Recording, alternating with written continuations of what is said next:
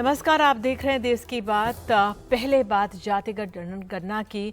हमारे देश में जातियों की संख्या बल क्या है, चर्चा का विषय बन गया है। चुनावी साल में कई राजनीतिक दल इसकी मांग कर रहे हैं। हाल में इसकी शुरुआत बिहार से हुई थी, जब नीतीश कुमार सरकार ने कहा था कि वे जातिगत गणना और सामाजिक आर्थिक सर्वेक्षण करवाएंगे, और ये कार्य बिहार के अब में वहां पर दूसरे चरण में पहुंच गया है। यहाँ ये बता दें कि जनगणना और जातिगत जनगणना केवल केंद्र सरकार करा सकती है, यानी जिसमें जानकारियों का व्यापक दायरा होता है। लेकिन हाल में ओबीसी के अनादर के नाम पर राहुल गांधी की संसद की जो सदस्यता जाने पर राहुल गांधी ने इसे कर्नाटक की चुनावी सभा में जोर शोर से उठाया। एक तरफ तो ये संदेश गया कि विपक्षी दल इस मुद्दे पर साथ आ रहे हैं, तो साथ ही ये कि सत्ता पक्ष के लिए परेशानी का सबब है, जो अब तक इसे टालती नजर आई।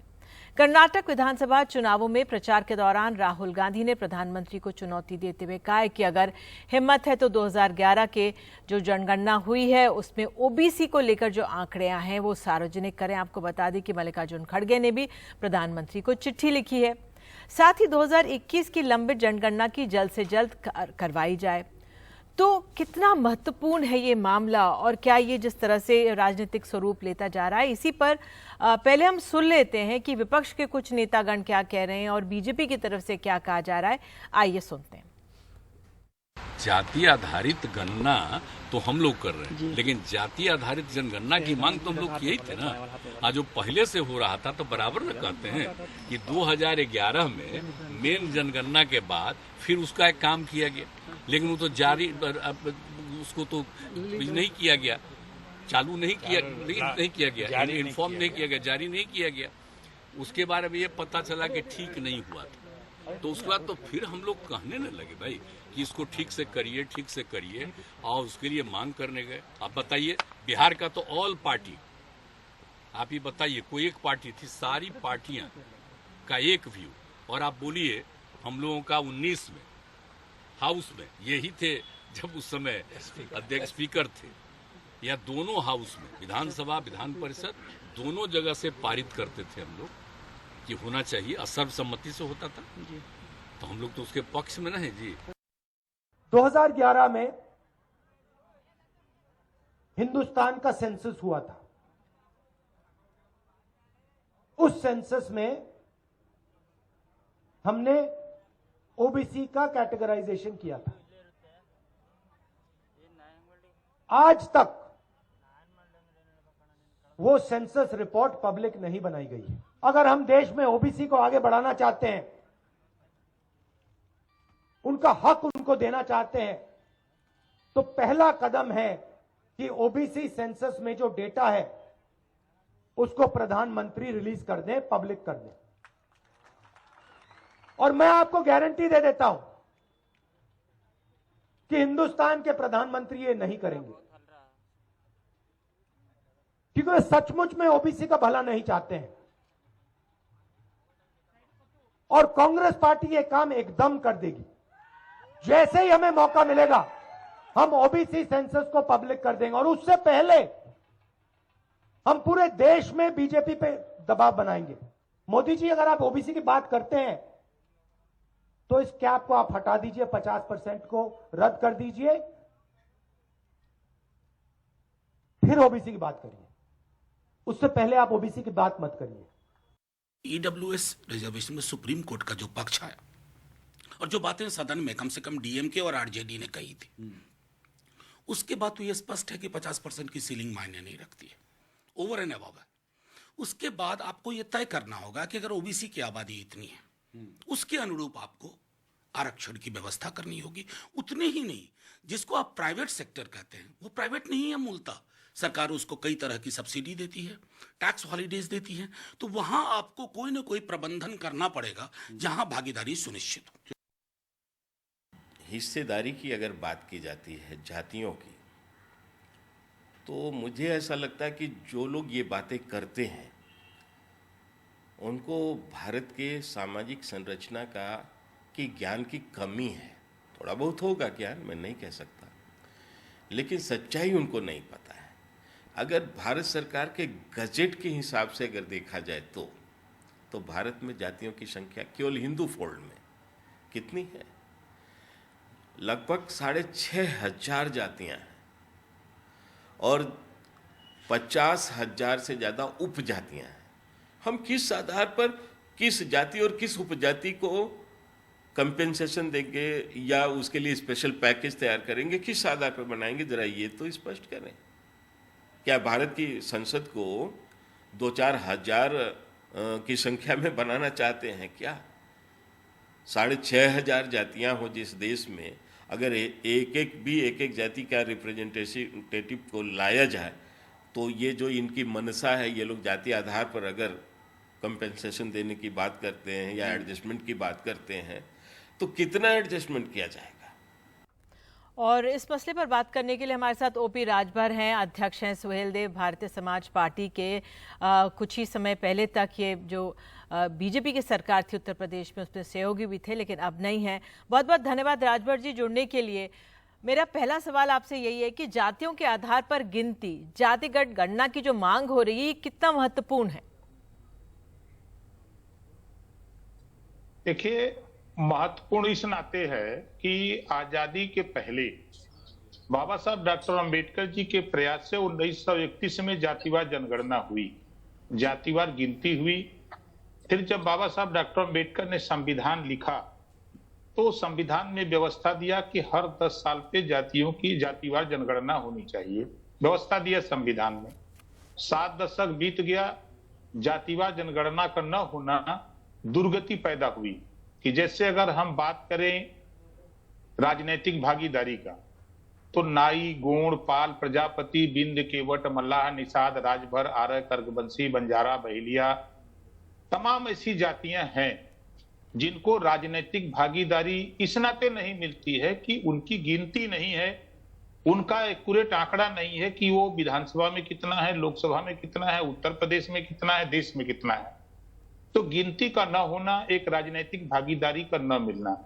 दूसरी चीज की शिक्षा के लिए जब सरकारें बजट अलॉट करती हैं, मैं 18 महीना मिनिस्टर था तो जो पिछला बजट देखा मैंने, और जब मैं सरकार में बजट के लिए जब पिछड़ा वर्ग और दिव्यांगजन सशक्तिकरण विभाग था तो मैंने जब बजट की बात की तो फिर मामला आबादी की आ गई।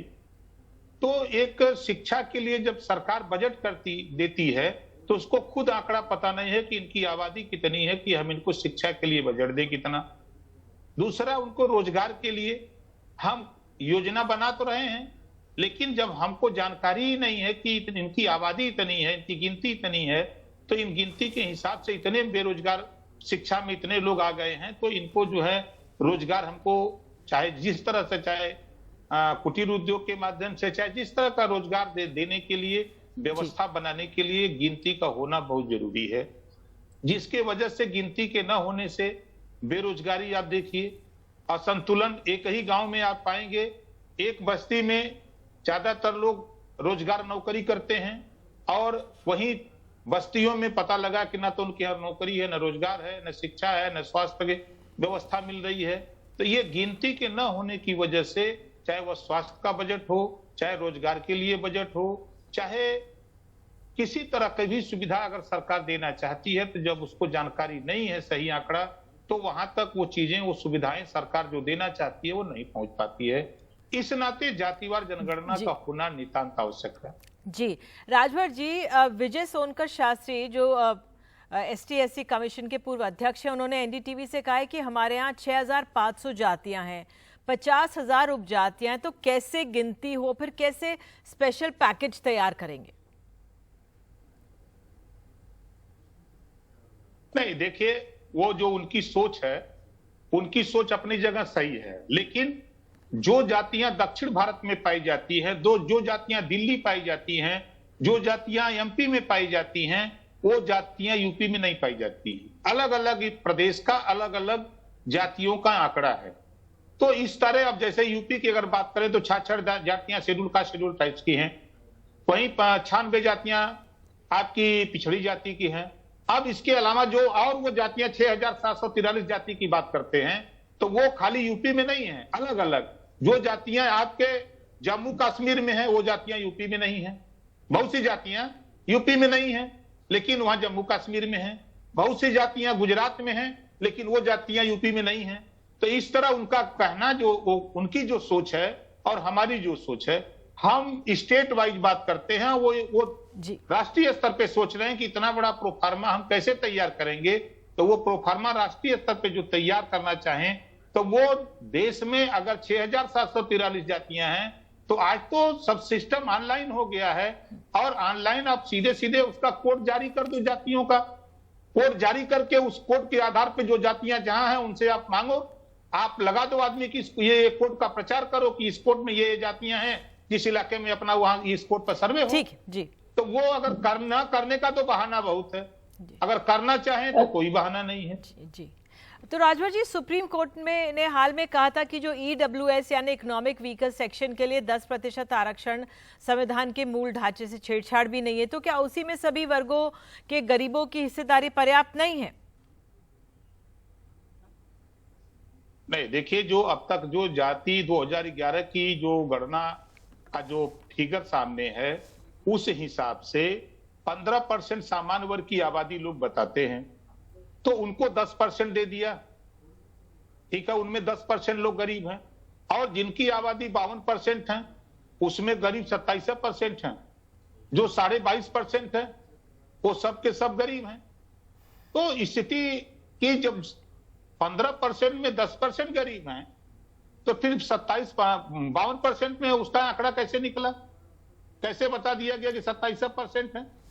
ये किस मानक से निकाला गया? कौन सी जांच हुई, कौन किस एजेंसी ने जांच किया, कौन सा आयोग गठित हुआ? ये देखिए, हमेशा पिछड़े वर्ग के साथ आप देखिए, काका कालेलकर आयोग गठन हुआ, सामाजिक और शैक्षणिक रूप से ऊपर उठाने के लिए, वो फेल हुआ। मंडल कमीशन, रोहिणी आयोग, सामाजिक न्याय समिति, तमाम जो भी आयोग गठित हो, उसका कोई रिजल्ट नहीं आ रहा है। रिजल्ट न आने का कारण, जब वो आयोग गठित हो, जैसे रोहिणी आयोग ने पहले ही दिन कहा कि हम इतने कम दिन में राष्ट्रीय स्तर पे हम कैसे इसका आंकड़ा निकाल सकते हैं, इसमें जातिवार जनगणना का होना जरूरी है। तो चीजों जो लागू किया गया, हम उसके पक्षधर हैं, लेकिन कौन सा मानक मान करके किया गया, कोई आधार तो होना चाहिए, गिनती तो होनी चाहिए। परिवार में पता लगा कि 10 लोग हैं, तो उसकी गिनती तो आपके पास आधार कोई है ना, कि हमारे पास राशन कार्ड है, हमारे पास सिस्टम है कि हम इतने लोग परिवार में हैं। तो उस तरह बगैर गिनती के आप किसी को भी कोई भी सुविधा दे दीजिए, तो पता लगा जिनको मिलना चाहिए वहां तक पहुंच ही नहीं पा रहा, जिनको नहीं मिलना चाहिए उनको मिल रहा है। जी राजभर जी, सत्ता पक्ष ये कह रही है कि भाई चुनावी कार्ड खेल रहा है विपक्ष, कई राज्यों में विधानसभा चुनाव है, नीतीश कुमार, राहुल गांधी इसे उठा रहे हैं, तो आपको लगता है कि ये बड़ा मुद्दा बन सकता है 2024 में, जिसका असर होगा? निश्चित बनेगा ये मुद्दा। पहले तो ओम प्रकाश राजभर हम 20 साल से कहते थे तो लोग नहीं सुनते थे, लेकिन आज ये बात धीरे धीरे लोगों के जेहन में, जब आवश्यकता ही उत्पत्ति की जननी है, अब इसकी आवश्यकता लोगों को महसूस होने लगी। आज राहुल जी कह रहे हैं अगर इनकी सरकार थी तो ये अगर कर दिए हो तो आज आवश्यकता नहीं होती। नीतीश जी की इसके पहले सरकार थी, ये कर दिए होते तो चर्चा नहीं करते। अब सरकार जब ज्ञान, वही मैं बता रहा हूं कि आवश्यकता ही उत्पत्ति की जननी है। जब व्यक्ति को ज्ञान हो रहा है कि नहीं ये चीज होना चाहिए, तो व्यक्ति करने के लिए धीरे धीरे उसकी चर्चा शुरू हो जा रही है देश में। आप देखिएगा पूरे देश में एक बहुत बड़ा फिर और एक आंदोलन शुरू होने जा रहा है। एक दिल्ली में जो हुआ, पंजाब में हुआ, घरेलू बिजली का बिल माफी का, अब ये पूरे देश में सुलग रहा है। अब उसी तरह जो गरीबों के फ्री इलाज का मुद्दा पूरे देश में सुलगने जा रहा है जी। जो चीजें जनता को आवश्यकता है उसको लेकर के, अब जैसे भारत देश, तेलंगाना स्टेट है, 4 करोड़ आबादी, और वहां 2 लाख बच्चों को हर साल केजी से पीजी तक शिक्षा दी जा रही है। जब संविधान एक है तो फिर वहां तेलंगाना में यह शिक्षा फ्री, और यूपी में क्यों नहीं, बिहार में क्यों नहीं, मध्य प्रदेश में क्यों नहीं, महाराष्ट्र में क्यों नहीं? ये सवाल खड़ा होता है क्योंकि वहां की सरकार ने वो पहले उनको जानकारी हो गई कि नहीं, हमको जो निचली पायदान पे उनको शिक्षा दे करके उनको आगे उठाना है। तो वहां की सरकार ने 500 कॉलेज खोल करके केजी से पीजी तक वहां निःशुल्क शिक्षा, छात्रावास निःशुल्क, भोजन निःशुल्क, सारी व्यवस्था निःशुल्क देके कराना शुरू कर दिया। तो वो चीजों की डिमांड अब धीरे धीरे सबको जानकारी हो रही है, तो अब हर स्टेट के लोग इस आवाज को उठाना शुरू कर देंगे। ठीक है राजभर तो जी, आवश्यकता ही उत्पत्ति की जननी है। जी, अब मेरा आखिरी सवाल ये है कि बाबा साहब ने तो ये भी कहा था ना कि एक समय के बाद आरक्षण समाप्त कर देना चाहिए, लेकिन जमीनी परिस्थितियां क्या हैं? बदलाव आया? जी भाई हम भी तो कह रहे हैं, बाबा साहब जो लिखा था उस बात के लिए तो हम तो एग्री हैं, लेकिन जैसे देखिए आज भी हम लोग बाबा साहब के अनुयायी हैं, बाबा साहब को मानते हैं। बाबा साहब ने जो देश को दिया, जो हमको आपको दिया, और उस चीज को हम मानते हैं। आज जरूरत है कि जो तहसीलों में जाति प्रमाण पत्र ठप्पा मार के देते हैं, सरकारें देती हैं, पहले तो वो बंद कर दें, जाति विहीन समाज की स्थापना करें। पहली चीज, अगर तहसीलों में एक तरफ ठप्पा मार के आप देंगे, जाति की मुहर लगा करके, और आरक्षण की बात नहीं करेंगे, जाति के नाम पर सम्मान, जाति के नाम पर अपमान, ये कैसे संभव है? जी, सवाल तो खड़ा होता है ना जी जी, कि जब स्थितियां जो पैदा होती हैं तो ठीक उसका एक्शन होता तो रिएक्शन शुरू हो जाता है। तो जो बाबा साहब डॉक्टर अंबेडकर ने कहा था वो चीजें संभव है। आज अगर हम उस बात को कहें तो अच्छे अच्छे विद्वान हर वर्ग में, चाहे वो सामान्य वर्ग हो, पिछड़ा वर्ग हो, चाहे अनुसूचित वर्ग हो, चाहे अनुसूचित जनजाति का वर्ग हो, हर वर्ग में प्रबुद्ध वर्ग पैदा हुआ। लेकिन जो व्यवस्था बनी है, अब आप बताओ, मंदिर में तो नहीं जा सकते हम, वहां तो आरक्षण की अगर हम बात करते हैं तो हम वहां से दूर हैं। जी बिल्कुल, बहुत बहुत धन्यवाद जुड़ने के लिए राजभर जी, और तमाम बातें इस तरह से साफ गोई से हम सबके सामने रखने के लिए। राजनीतिक भागीदारी भी ज़रूरी है, शिक्षा में आगे बढ़ने के लिए तमाम समाजों को, और जो भेदभाव है वो बना हुआ है, तो कैसे पार पाएंगे राजनीतिक दल। और चुनावों के समय याद आया, बहरहाल खबर बात करते हैं अतीक अहमद से जुड़ी हुई। ये खबर मिल रही है कि अतीक अहमद और उनके भाई अशरफ ने कुछ चिट्ठियाँ लिखी थी। किसको लिखी थी ये चिट्ठियाँ, इस बारे में और जानकारी दे रहे हैं हमारे सहयोगी सौरभ शुक्ला। निधि, बहुत अहम खबर है। मरने से पहले अशरफ और अतीक ने 3 लेटर्स लिखे थे। ये letters chief justice of India, chief justice of Allahabad high court और मुख्यमंत्री उत्तर प्रदेश के नाम पे 3 लेटर्स लिखे थे।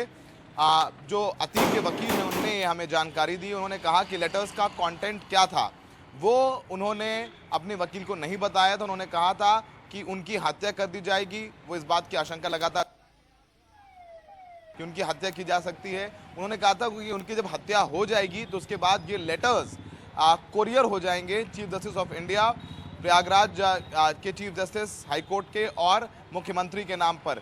उसमें अशरफ ने इंडिकेशन किया था कि उन्होंने तमाम वो राज हैं जो उनके मरने के बाद सामने आने चाहिए वो सामने आएंगे। अशरफ ने जब वो बरेली जेल बरेली जेल ले जाया जा रहा था तो उसने पत्रकारों से कहा था कि उसको एक बड़े अधिकारी ने धमकी दी और कहा है कि 2 हफ्ते बाद तुम्हें जेल से निकालेंगे और तुम्हारी हत्या कर देंगे। उसने कहा था तुम्हारा काम तमाम कर देंगे। और उसने अपनी उस वैन से एक लिफाफा भी दिखाया था।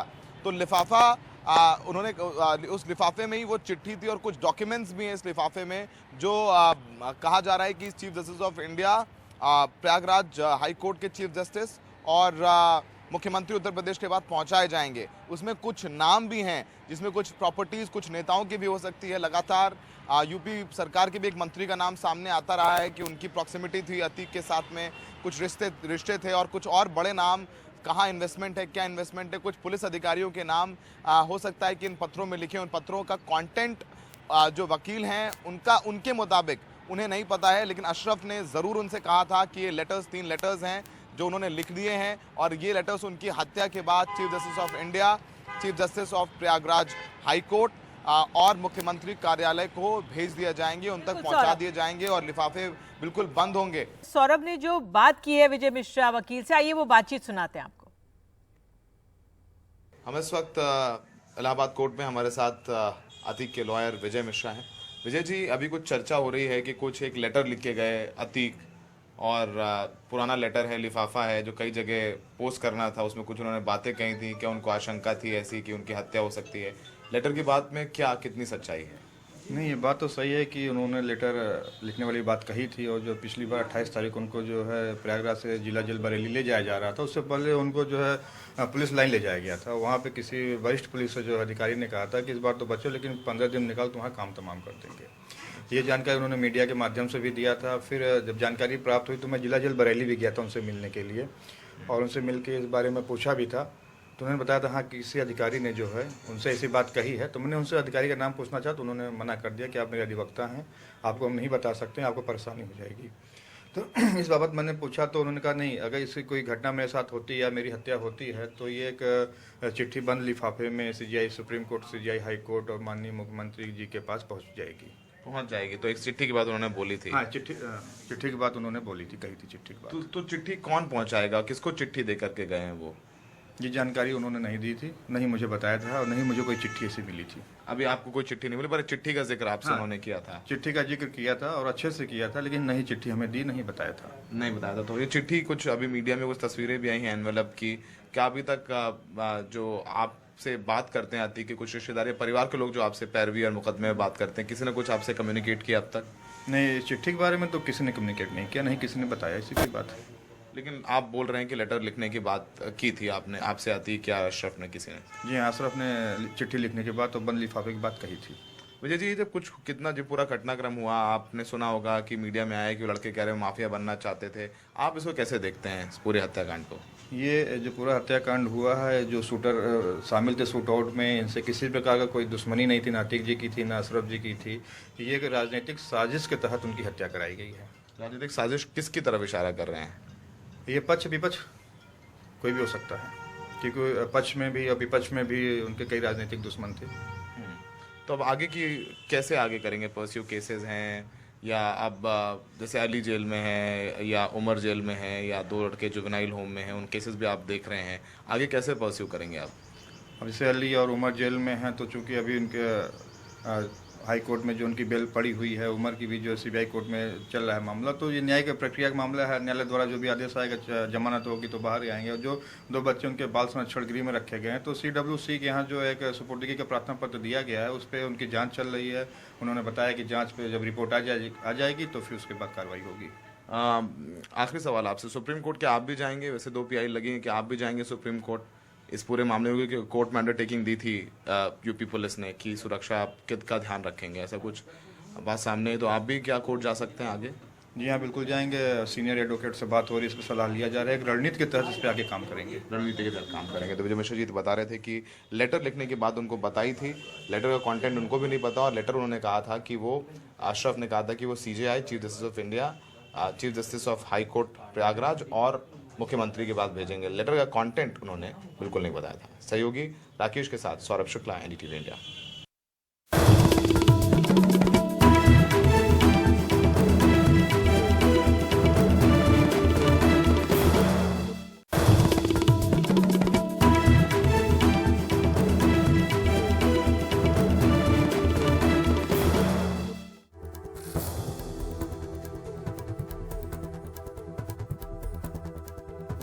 तो देश की बात में अब बात हम कर्नाटक की करते हैं। यहाँ पर हम नामांकन का दिन रहा। कर्नाटक में बीजेपी को एक बड़ा झटका लगा है।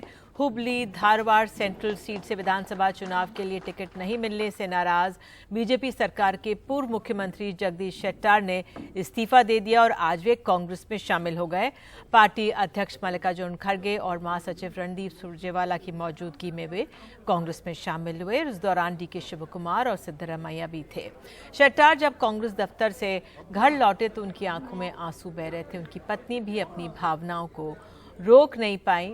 वो तमाम दृश्य आज सामने आए जब शेट्टार और उनकी पत्नी रो रहे थे। और आइए देख लेते तब हमारे सहयोगी नेहाल ने जो बात की है वो हम आपको सुनाते हैं। जगदीश शेट्टार आप देखिए, उनके साथ हैं मल्लिकार्जुन खड़गे और साथ ही साथ कांग्रेस के सभी वरिष्ठ नेता। आखिरकार जैसे कि उम्मीद की जा रही थी, जगदीश शेट्टार ने कांग्रेस ज्वाइन कर लिया है, कांग्रेस में शामिल हो गए हैं।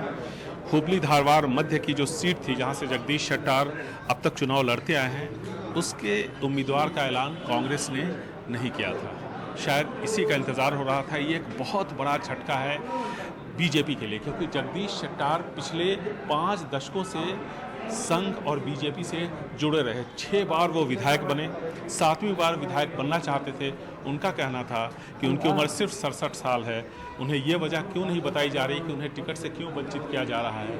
उन्होंने ये भी कहा कि किसी तरह का आरोप भ्रष्टाचार का उन पर नहीं लगा है, इसके बावजूद उनको टिकट नहीं दिया गया और इससे वो खासा नाराज़ थे। मुख्यमंत्री बसवराज बोम्मई का कहना था कि उन्हें बड़े बड़े पद का ऑफर दिया गया। साथ ही साथ ये भी कहा गया कि जो भी उनके पसंद का उम्मीदवार होगा उसको टिकट दिया जाएगा, लेकिन इन सब से वो नहीं माने।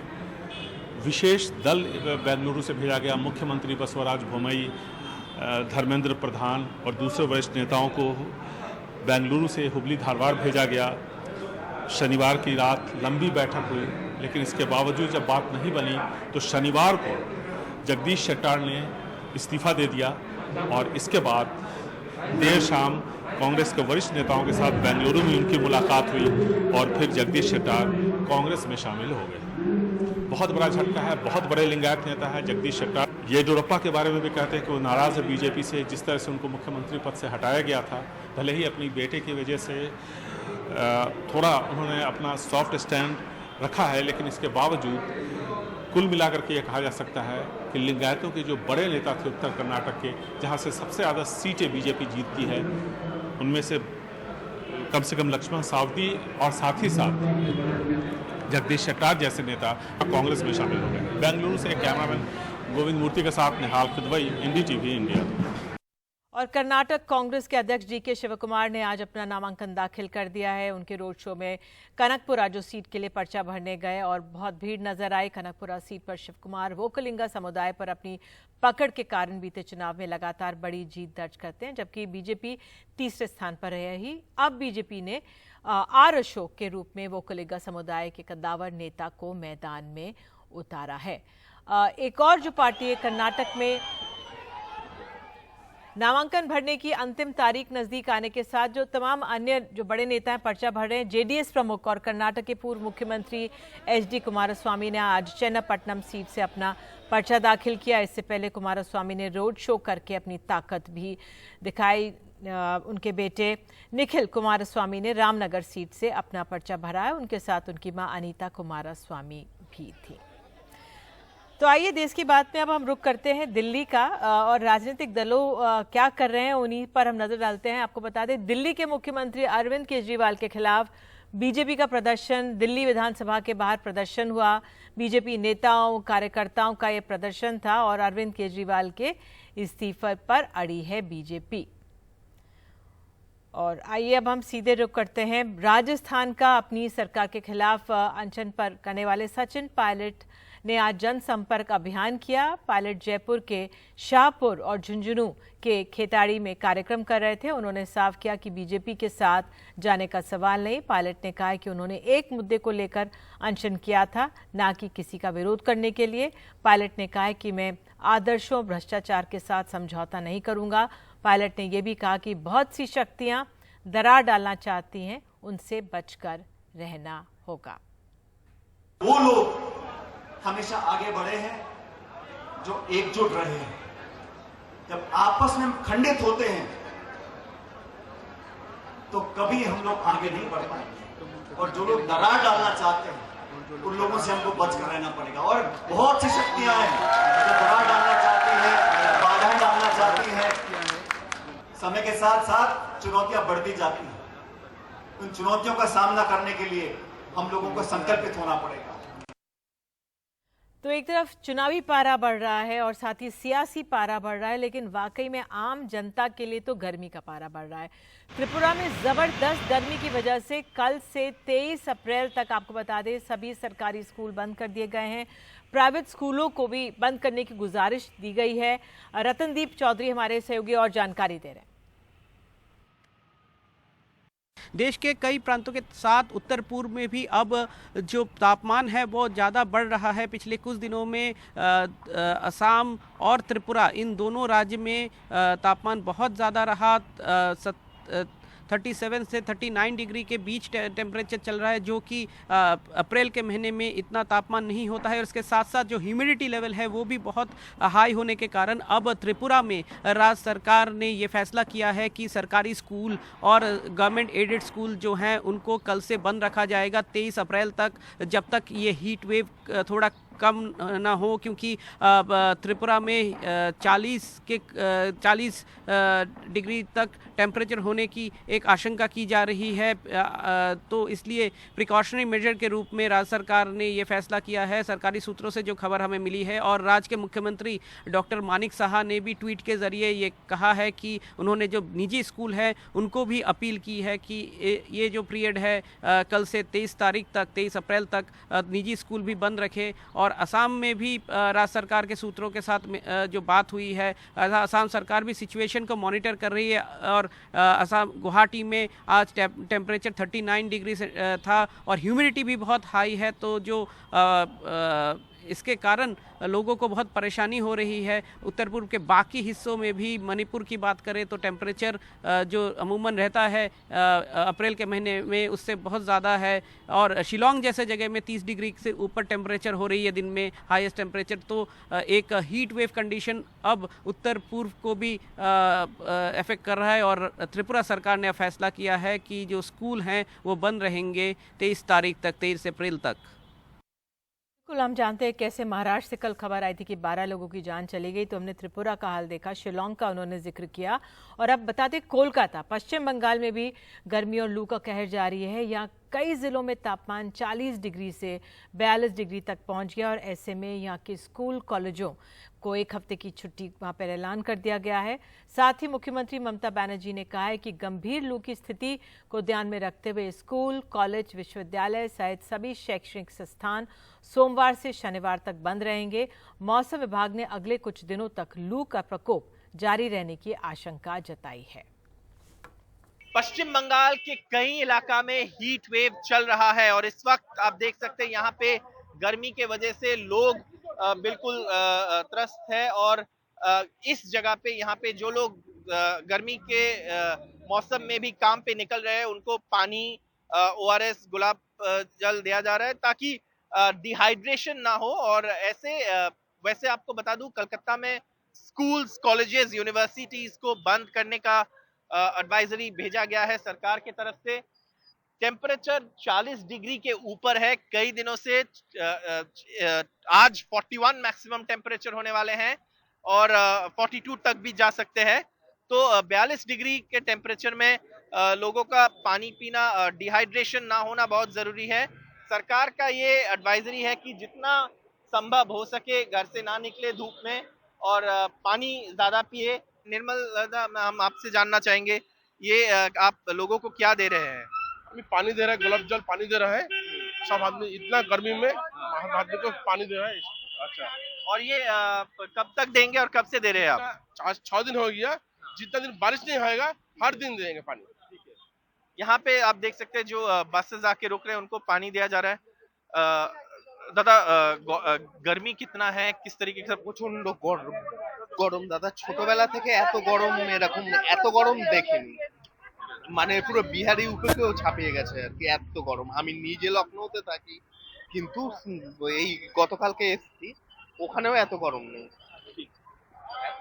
तो लोग जैसे बोल रहे हैं, ये जो इंसान है ये लखनऊ में रहते हैं, वो कलकत्ता वापस आए, लेकिन कह रहे हैं कि इतनी गर्मी वो तो वहां पे भी नहीं देखे जितना गर्मी अब उनको यहाँ पे महसूस हो रहा है।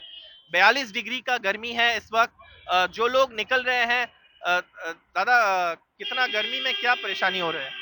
गर्मी में तो ड्राइविंग करना परेशानी हो रहा है, तो फिर भी चल रहे हैं, चलना पड़ रहा है।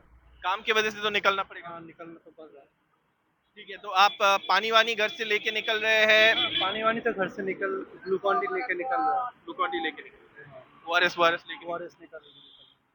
जो लोग रास्ते पे निकल रहे हैं, जिनका काम है, उनके लिए ये जरूरी है। आप देख सकते हैं यहाँ पे जैसे बस आके रुक रहे हैं, पानी दे रहा है। जो बस के लिए रुके हुए हैं वो छाता लेकर रुके हुए हैं, गर्मी इतनी है इसीलिए। और यहाँ पे लोगों को ये ORS पानी दिया जा रहा है इसीलिए क्योंकि जो गर्मी है, गर्मी के मौसम में लोगों का डिहाइड्रेशन ना हो, इसीलिए यहाँ पे आप देख सकते हैं लोगों को पानी और थोड़ा ग्लूकोज जैसे चीजें दिए जा रहे हैं। ठीक है, आप क्या दोपहर को भी गाड़ी चला रहे हैं? दोपहर में छाया में लगा देते हैं गाड़ी। गर्मी की वजह से नहीं चला पा रहे? जी नहीं। आपका नाम? राजकुमार राय। तो जैसे आप देख सकते हैं जो टैक्सी वाले हैं वो गर्मी के मौसम में दोपहर का तक टैक्सी बंद कर रहे हैं, क्योंकि इतना गर्मी है, 40 डिग्री के ऊपर गर्मी है, लोगों को बहुत परेशानी हो रहा है गर्मी से, गर्मी में काम करने के लिए। और यहाँ पे आप देख सकते हैं जो मौसम है 42 डिग्रीज तापमान, 42 डिग्रीज के ऊपर तापमान है। सारे लोगों को जिनको काम से निकलना ही पड़ रहा है उनको इस तरीके से मदद भी दिया जा रहा है कुछ कुछ इलाका में। कैमरा पर्सन जीडी शंकर के साथ कोलकाता से सौरभ गुप्ता, एनडीटीवी इंडिया।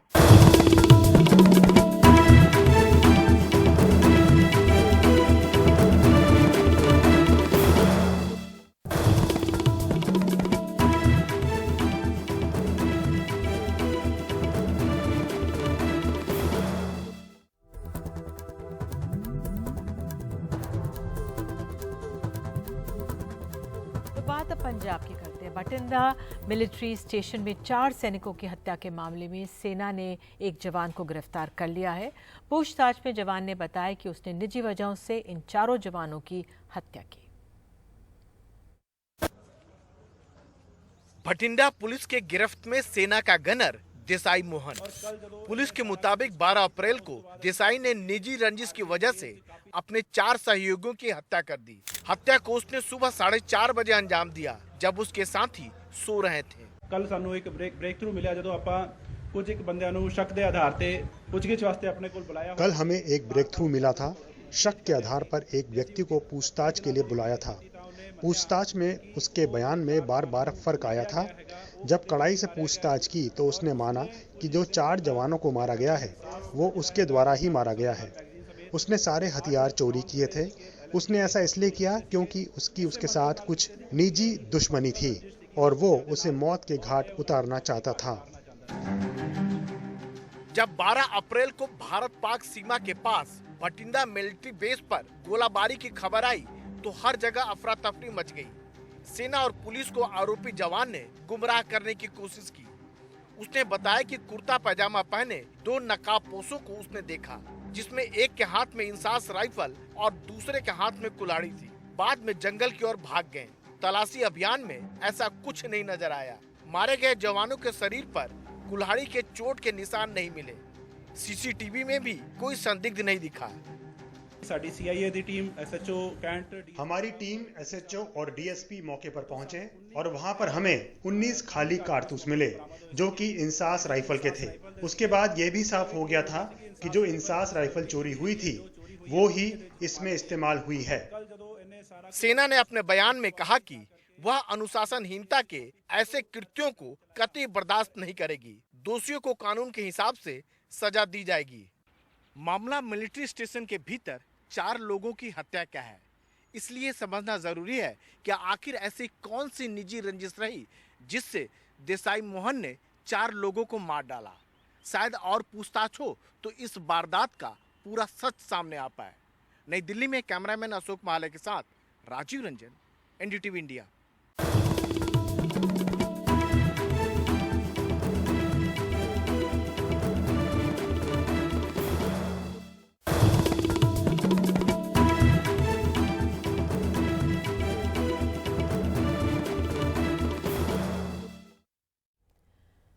तो देश की बात में बात अब हम करते हैं मध्य प्रदेश की।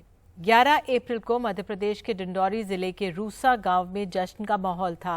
खबर ही ऐसी थी, बताया गया कि गांव का एक युवक सचिन कुशराम वर्ल्ड जूनियर कबड्डी जीतने वाली टीम में शामिल था। सचिन जब गांव पहुंचा तो पूर्व मंत्री और कांग्रेस विधायक ओमकार मरकाम, खेल विभाग के अधिकारियों ने स्वागत किया। कलेक्टर दफ्तर से बधाई पहुंची, लेकिन अब पता लग रहा है कि दाल में काला था कुछ। क्रिकेट के दीवाने इस देश में कबड्डी के लिए दीवानगी। आदिवासी बहुल डिंडोरी के लिए खबर खास थी क्योंकि जिले के रूसा गांव के बेटे सचिन कुशराम मेडल जीतकर लौटे थे, ऐसी खबर आई। नेता अधिकारी सब स्वागत करने पहुंचे। सचिन ने भी बढ़ चढ़ कर इंटरव्यू दिया। कहा पहले तो वो क्रिकेटर ही बनना चाहते थे, लेकिन मकाम कबड्डी ने दिया। मेरे को सबसे ज्यादा क्रिकेट खेलने का शौक था। मैं क्रिकेट खेलने के लिए बहुत घर वालों से लड़ाई भी करता था पापा लोगों से कि मेरे को क्रिकेट खेलना है, लेकिन उसके बाद पापा बोले कि पढ़ाई लिखाई करो, अभी क्रिकेट में कोई भविष्य नहीं है। तो मैं कहा चलो ठीक है पढ़ाई लिखाई करते हैं। उसके बाद कटनी गया था मैं, तो वहाँ फर्स्ट साल में मैंने कटनी से नेशनल किया था। हम लोग ईरान गए थे, ईरान से जो हम लोग की वर्ल्ड कप की जो टूर्नामेंट चल रहे थे उसमें से हम लोग ने फर्स्ट प्राइज़ निकाला। किस खेल में? कबड्डी में, जूनियर वर्ल्ड कप। कैसा महसूस कर रहे हैं? खुशी तो बहुत हो रही है। लेकिन जब ये खुशी अखबार के जरिए डिंडोरी के खिलाड़ी अभिनव कटारे ने पढ़ी तो उन्हें शक हुआ।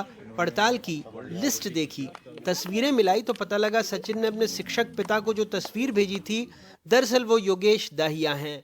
कथित तौर पर उनकी फोटो में छेड़छाड़ की गई है। मुझे संदेह वहाँ सर हुआ कि जब मैंने YouTube पर पूरा फाइनल मुकाबला देखा तो वहाँ पर कहीं पर भी मुझे सचिन कुशराम खेलते हुए नजर नहीं आए। फिर AKFI जो amateur kabaddi federation of India की जो ऑफिशियल वेबसाइट है, मैंने उस पर भी जाकर देखा, उसमें हर स्टेट के खिलाड़ियों की फोटो में सूची डली हुई है, उसमें भी मुझे सचिन कुशराम कहीं पर भी दिखाई नहीं दिए। तो फिर मैंने जो खिलाड़ी जो वर्ल्ड कप खेलने गए थे ईरान के उर्मिया शहर में, उसकी फाइनल लिस्ट मैंने देखी, नेशनल खिलाड़ियों की नेशनल लिस्ट अपने इंडिया की। उस लिस्ट के मुताबिक मैं सबकी इंस्टाग्राम, फेसबुक और ट्विटर आईडी को सर्च किया और फिर उनसे संपर्क भी किया, उनसे बात भी करी और योगेश दाहिया का चेहरा हटा के सचिन कुशराम ने अपना चेहरा लगाया है, जो कि गलत है। पुलिस अब मामले की जांच कर रही है। 13 अप्रैल को एक शिकायत की गई है कि अंतर्राष्ट्रीय जूनियर कबड्डी विश्व कप में डिंडोरी जिले का एक बालक सदस्य था, लेकिन वो जो न्यूज़ है वो फर्जी है, इसकी जांच हेतु दी गई है। वर्ल्ड जूनियर कबड्डी चैंपियनशिप का आयोजन 26 फरवरी से 5 मार्च 2023 तक ईरान के उर्मिया शहर में हुआ था। डिंडोरी से डेविड सूर्या के साथ भोपाल से अनुराग द्वारी की रिपोर्ट, NDTV इंडिया। और इसी खबर के साथ आज देश की बात में इतना ही। नमस्कार।